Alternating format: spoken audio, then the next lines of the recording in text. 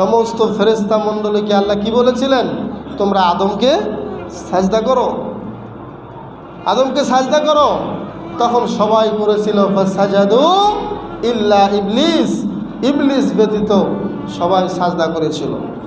তুমি মাটির আদমকে প্রথম সৃষ্টি করিয়া ঘোষণা করিয়া দিলে শ্রেষ্ঠ বলিয়া, তাই নূরের ফেরেশতা করে আদমকে সেজদা, তাই নূরের ফেরেশতা করে আদমকে সেজদা।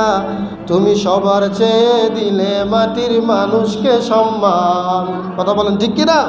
তাহলে একজন আদমকে, মাটির মানুষকে আল্লাহ রাব্বুল আলামিন এত শ্রেষ্ঠত্ব দিলেন, এত সম্মান করলেন।